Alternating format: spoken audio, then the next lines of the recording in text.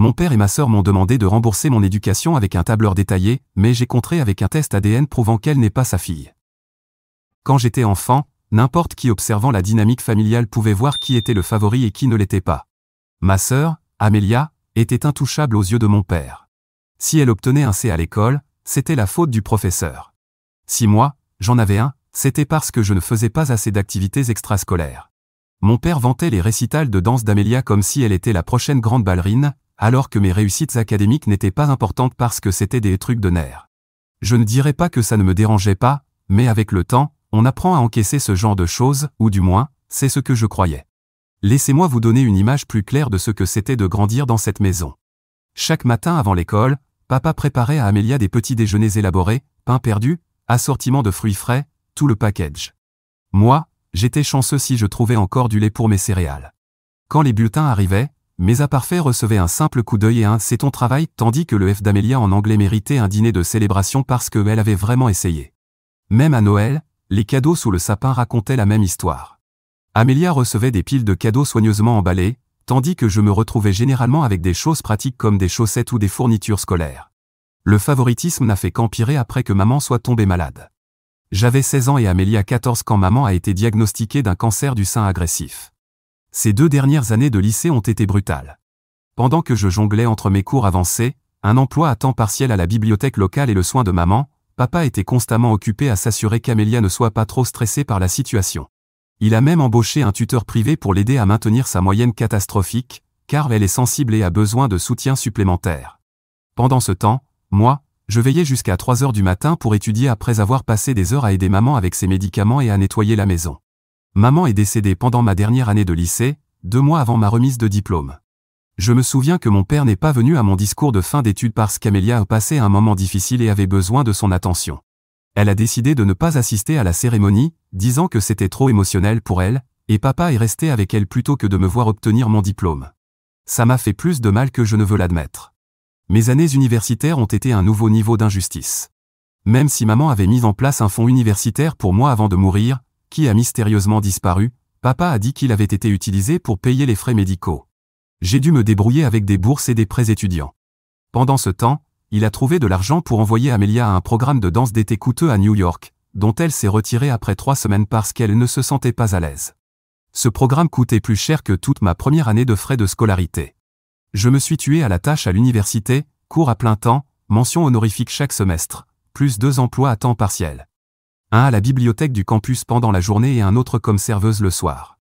Je vivais de nouilles instantanées et de café, partageant un minuscule appartement avec 3 autres filles pour économiser de l'argent.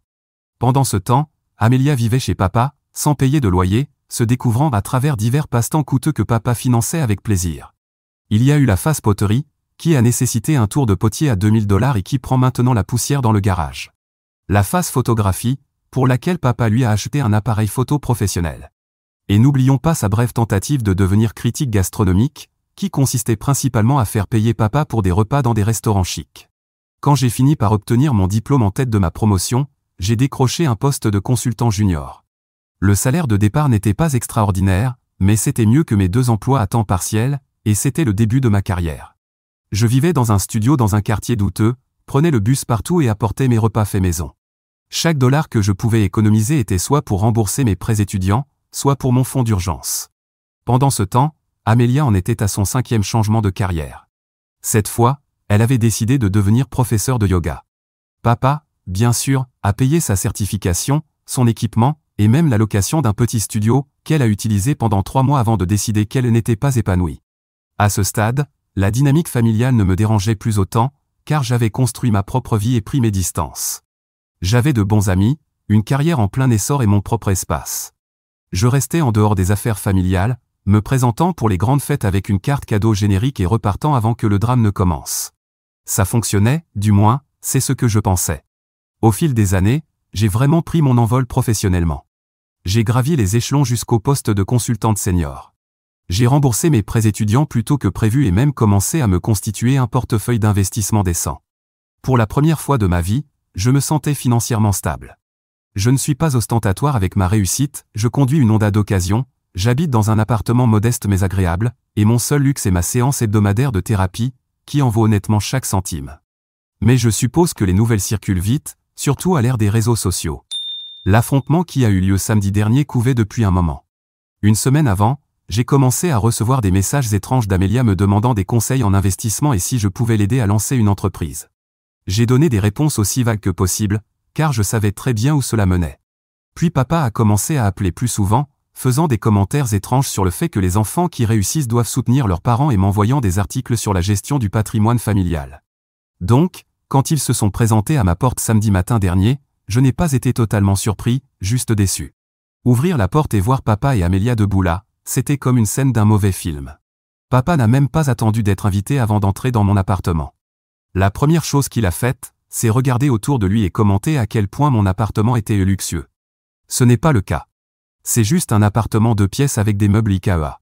Amélia s'est affalée sur mon canapé comme si elle était chez elle, faisant défiler Instagram sur son téléphone. Papa a sorti un tableur détaillant ce qu'il appelait mes obligations familiales. Il avait calculé que je lui devais environ 150 000 $ pour m'avoir élevé. Apparemment, il avait gardé tous les reçus, des factures médicales de mon enfance aux fournitures scolaires. En plus de ça, il voulait que j'investisse dans la nouvelle idée d'entreprise d'Amélia, un spa de guérison par les cristaux qui ne nécessiterait que 75 000 $ pour démarrer. C'est là que j'ai craqué, vraiment craqué. J'ai commencé par le fonds universitaire. Je lui ai demandé sans détour ce qui était réellement arrivé aux économies de maman. Il a marmonné quelque chose à propos des factures médicales, mais je lui ai rappelé que l'assurance de maman avait couvert la plupart d'entre elles. Ensuite, j'ai énuméré chaque cours de danse, chaque passe-temps coûteux, chaque fois où il avait choisi Amélia plutôt que moi. J'ai même sorti mon téléphone pour lui montrer mes anciens relevés de prêts étudiants, afin qu'il voie exactement combien de dettes j'avais dû contracter pendant qu'il finançait les phases de découverte de soi d'Amélia. Le coup de grâce ? J'avais quelque chose que j'avais gardé pour moi pendant des années, quelque chose que maman m'avait confié lors de l'une de nos dernières conversations, quand la morphine la rendait plus honnête qu'elle ne l'avait jamais été. Elle m'a avoué qu'elle n'était pas sûre qu'Amélia soit réellement la fille biologique de papa, ce que j'ai plus tard confirmé. Apparemment, pendant que papa était en voyage d'affaires, maman avait eu une brève liaison avec quelqu'un de son bureau. 9 mois plus tard, Amélia est née. Dès que j'ai dit ça, la pièce est tombée dans un silence absolu. Le visage de papa est devenu d'une teinte étrange de violet que je n'avais jamais vu auparavant. Amélia est restée assise là, la bouche ouverte, son téléphone oublié sur ses genoux. Puis elle s'est mise à pleurer, pas ses habituels sanglots dramatiques, mais des larmes silencieuses de choc. Papa a commencé à hurler, m'accusant d'être une menteuse et de tout inventer pour les blesser. Mais je n'avais pas fini. J'ai sorti mon téléphone et je leur ai montré l'email que j'avais sauvegardé depuis l'année dernière, des résultats que j'avais obtenus pour des raisons de santé, prouvant qu'Amélia et moi n'étions que des demi-sœurs. Je n'avais jamais prévu de révéler ça. C'était le secret de maman, et j'avais respecté cela pendant des années. Ce n'était pas comme si mon père méritait de savoir la vérité, il aurait fallu qu'il soit réellement un père pour moi pour cela. Mais quelque chose dans son arrogance, son tableur, ses exigences, ça m'a fait exploser. Je leur ai dit à tous les deux de partir. Papa continuait de hurler, mais Amélia est restée silencieuse et a commencé à le pousser vers la porte. Depuis, la situation est tendue. Mon téléphone n'arrête pas de sonner, entre les messages et les appels de papa, d'Amélia, et de certains proches ayant entendu différentes versions de l'histoire. Papa raconte à tout le monde que je mens pour éviter mes obligations familiales, tandis qu'Amélia a complètement disparu des réseaux sociaux, ce qui est du jamais vu pour elle. J'ai bloqué la plupart de leurs numéros et comptes. Et maintenant, je suis assis dans mon appartement, hésitant entre culpabilité d'avoir révélé le secret de maman et soulagement que tout soit enfin au grand jour. Suis-je allé trop loin ? Aurais-je dû simplement les jeter dehors sans rien dire ? J'ai gardé ce secret si longtemps. Peut-être que ce n'était pas à moi de le révéler. Mais les voir entrer chez moi comme s'ils étaient en droit d'exiger mon argent, après des années de favoritisme et de négligence émotionnelle, je n'ai juste pas pu le retenir. Pensez-vous que je suis en tort ? Mise à jour 1. Avant de vous donner l'énorme mise à jour que j'ai pour vous, et je peux déjà vous dire qu'elle est excellente, je dois répondre à une question qui revient souvent. Pourquoi n'ai-je jamais dit à mon père que maman l'avait trompé ? Je comprends que ce n'est pas juste de cacher quelque chose d'aussi important à un père. Mais voilà le truc, cela fait longtemps que je ne le considère plus comme mon père. Il ne m'a jamais traité comme sa fille, alors que j'étais pourtant biologiquement la sienne. Je ne lui devais rien. Je n'étais pas obligé de lui dire quoi que ce soit. S'il avait été ne serait-ce qu'un demi-père décent pour moi, s'il n'avait pas dépensé mon fonds universitaire pour sa fille préférée, s'il ne m'avait pas mise de côté, s'il ne m'avait pas laissé porter seul le fardeau de la maladie de maman, je lui aurais dit la vérité. Mais non. Même aujourd'hui, je pense encore que la vérité était trop belle pour lui. J'aurais préféré qu'il ne sache jamais rien. Qu'il passe toute sa vie dans une ignorance bienheureuse, pour ensuite mourir et arriver en enfer, où Satan lui-même l'accueillerait en disant « Tu sais quoi? Tu as passé ta vie entière à soutenir une fille qui n'était même pas la tienne. » Une sorte de punition éternelle. Mais bon, passons maintenant à la raison pour laquelle j'écris cette mise à jour. Amélia est toujours complètement silencieuse, ce qui ne me surprend pas. Elle n'a jamais été du genre à affronter les choses de face, surtout quand il s'agit de drames familiaux. L'évitement a toujours été sa stratégie. Cela dit, j'ai récemment eu des nouvelles d'un de nos cousins et, surprise, Amélia n'a pas été aussi discrète qu'elle en a l'air. Apparemment, elle les a contactés pour se plaindre de l'injustice de cette situation et de comment j'avais ruiné sa vie. Elle voulait probablement que cette vérité ne sorte jamais, ce qui explique pourquoi, à ses yeux, je suis la méchante de l'histoire. Je comprendrais qu'elle en veuille à maman, c'est elle qui a été infidèle à notre père. Mais moi? Je n'étais que la messagère.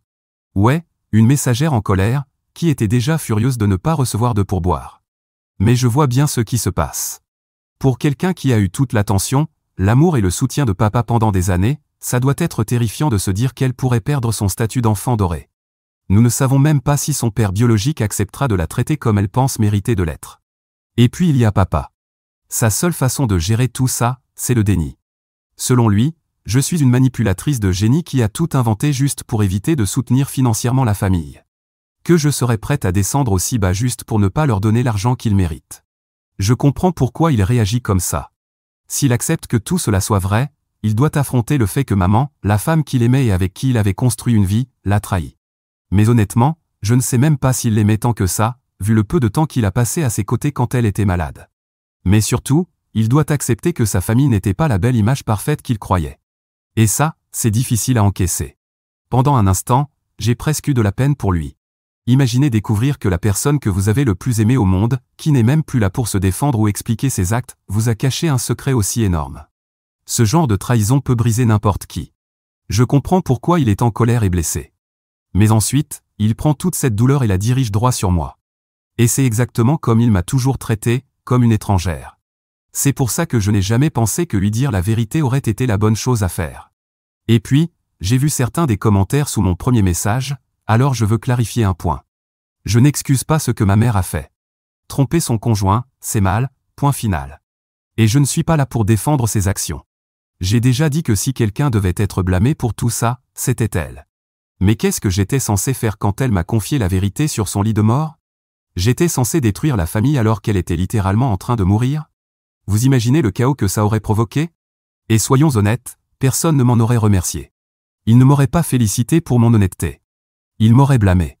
Il m'aurait encore plus maltraité que d'habitude, tout ça alors que j'étais en deuil de ma mère. J'en ai marre d'être le bouc émissaire des émotions de tout le monde. Je n'ai pas créé cette situation. Je n'ai pas trompé qui que ce soit. Je n'ai pas menti. Je n'ai jamais demandé à porter ce secret pendant des années. Tout ce que j'ai fait, c'est enfin dire la vérité, et d'une manière ou d'une autre, je suis celle qui a tout détruit. Mais au fond, je sais que je n'ai rien fait de mal. Si j'avais été vraiment cruel, j'aurais loué un avion pour écrire le secret dans le ciel au-dessus de la ville entière. Ils peuvent raconter leur version de l'histoire comme ils veulent pour se sentir mieux. Mais tout ce qu'ils font, c'est se ridiculiser encore plus. Quoi qu'il en soit, papa n'en a pas fini avec moi. Sa réaction a été un véritable désastre. Ces 2 derniers jours, il est passé par toutes les émotions possibles. D'abord, le déni. Il m'a inondé de messages alcoolisés, m'accusant de détruire la famille avec des mensonges. Puis est venue la colère. Il a commencé à m'appeler depuis des numéros inconnus, juste pour me hurler dessus. Quand j'ai bloqué ces numéros, il est passé aux emails, tout aussi agressif. Ensuite, on est passé à la négociation. Il m'a littéralement dit qu'il me pardonnerait si j'admettais avoir tout inventé. Je n'ai répondu à aucun de ces messages, ce qui l'a fait replonger directement dans la rage. Il a commencé à appeler des parents éloignés pour leur dire que je faisais une crise de nerfs et qu'ils ne devaient rien croire de ce que je racontais. Et maintenant? Presque le silence. Mais bien sûr, il y a toujours quelque chose. La nuit dernière, papa s'est pointé chez ma tante Jeannette à minuit, complètement ivre, exigeant de voir de vieilles photos de famille. D'après Jeannette, il a passé des heures à comparer des photos de bébé d'Amélia aux siennes, marmonnant qu'il aurait dû savoir, parce qu'Amélia n'a ni son nez, ni les cheveux roux de maman. C'est comme si, même dans son déni, une partie de lui savait la vérité. Jeannette m'a dit que c'était déchirant à voir, mais honnêtement, je ne sais pas quoi ressentir. Pendant ce temps, la famille est un vrai champ de bataille. Mes cousins restent principalement en dehors de tout ça, et franchement, je les comprends. Ils ont adopté l'approche ce n'est pas notre problème, et honnêtement, tant mieux pour eux. Par contre, les frères et sœurs de papa sont en guerre. Ils sont complètement de son côté, m'insultant de tous les noms et m'accusant d'avoir détruit la famille. En revanche, le côté maternel de la famille m'a étonnamment soutenu. Certains m'ont même avoué qu'ils avaient toujours eu des doutes mais qu'ils n'avaient rien dit pour éviter les conflits. Et comme si tout ça ne suffisait pas, j'ai aussi dû gérer des problèmes au travail. Mon patron m'a appelé hier pour savoir si tout allait bien parce qu'apparemment, ma situation personnelle était devenue un sujet de potin au bureau. Il s'avère que papa avait appelé mon entreprise, essayant d'obtenir des informations sur mon salaire et mes avantages. Heureusement, les RH l'ont immédiatement envoyé balader, mais c'était quand même un moment très gênant. Je n'ose même pas imaginer ce que mes collègues doivent penser de moi maintenant. J'ai pris quelques jours de congé pour essayer de me remettre les idées en place, mais c'est difficile de se concentrer sur quoi que ce soit quand mon téléphone ne cesse de s'allumer avec des messages de la famille.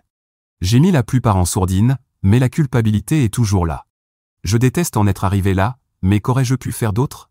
Par précaution, j'ai commandé une de ces sonnettes vidéo au cas où papa déciderait de débarquer chez moi sans prévenir. Je déteste que la situation ait pris une telle tournure, mais j'ai besoin de me sentir en sécurité chez moi. Alors voilà, où j'en suis aujourd'hui. Je suis épuisé, émotionnellement vidé, et j'essaie encore de donner un sens à tout ça. Mais je m'accroche à ce petit sentiment de liberté. J'espère qu'il durera. Mise à jour 2. Depuis ma dernière mise à jour, les choses sont étrangement calmes. Et je ne sais pas si c'est une bonne ou une mauvaise chose. Vous savez ce qu'on dit. Quand tout devient trop calme, c'est mauvais signe. Tout semble figé, comme si tout le monde retenait son souffle, attendant de voir qui fera le prochain mouvement. J'ai bloqué papa et Amélia, du moins temporairement, parce que le flot incessant de messages et d'appels ruinait ma santé mentale. Pour la première fois depuis longtemps, mon téléphone est silencieux. C'est un soulagement, mais aussi très perturbant. Ça ressemble à un film d'horreur, quand tout est calme mais que vous savez qu'un truc terrible va arriver. J'ai décidé d'en parler à mon patron, au cas où papa ou Amélia essaieraient à nouveau de me causer des problèmes au travail. Heureusement, il m'a rassuré en me disant que les RH géreraient la situation et que ma vie personnelle n'affecterait pas mon poste dans l'entreprise.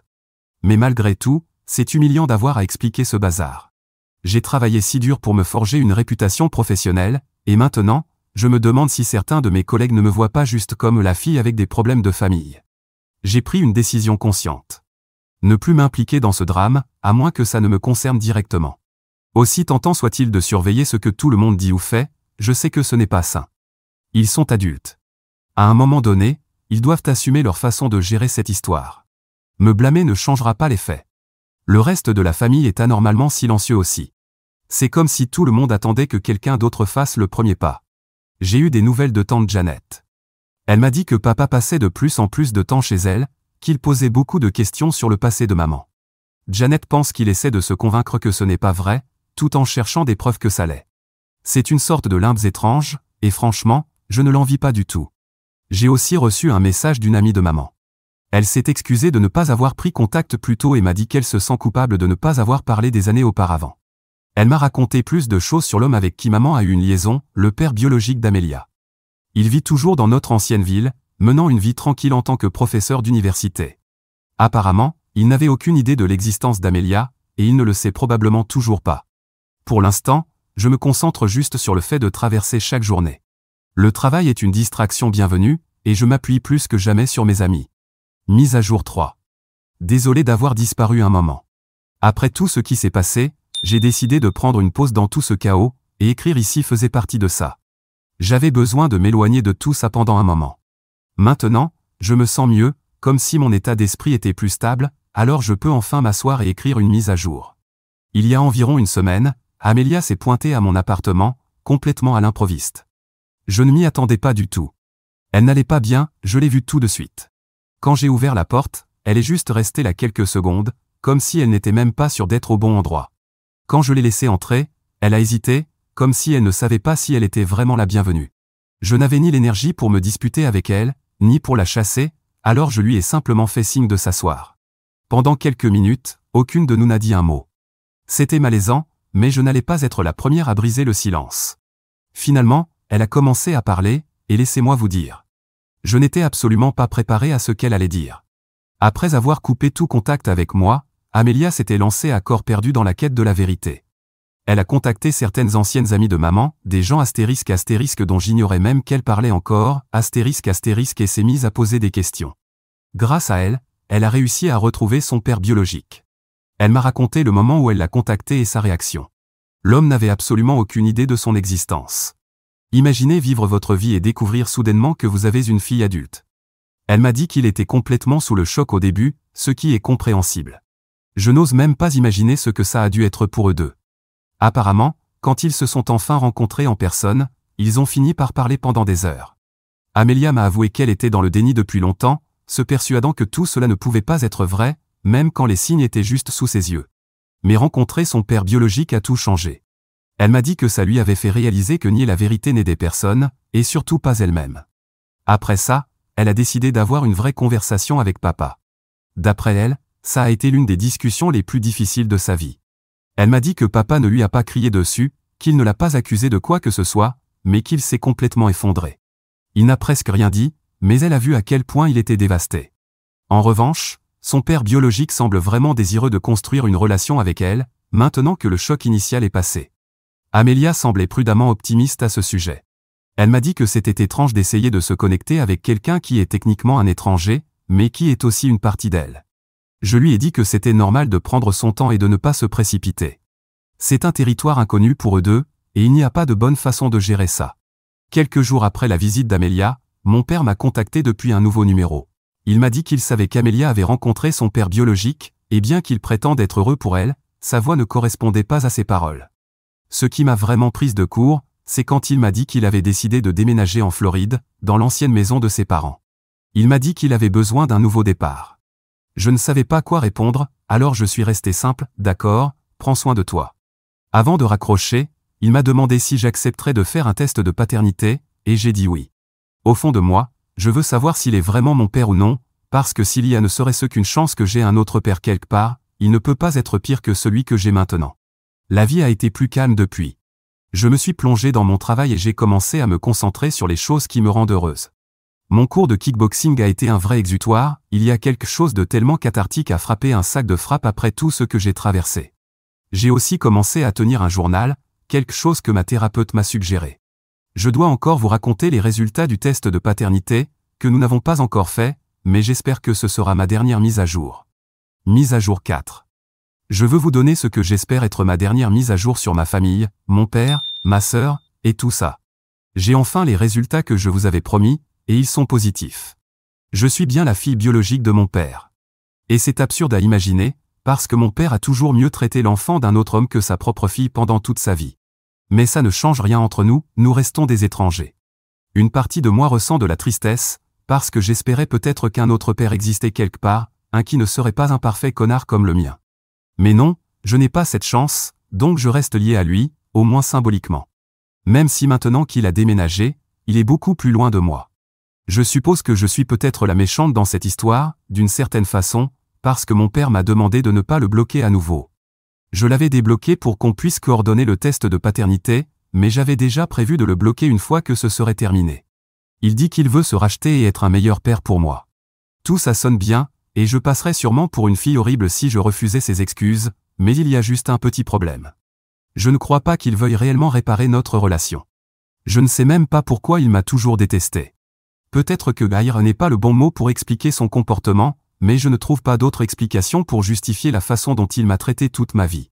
La seule raison pour laquelle il fait ça maintenant, c'est parce qu'il se retrouve complètement seul. Il a poussé Amelia loin de lui parce que c'est trop douloureux pour lui d'accepter qu'il n'est plus son seul père, alors qu'Amelia, elle, a toujours voulu le garder dans sa vie.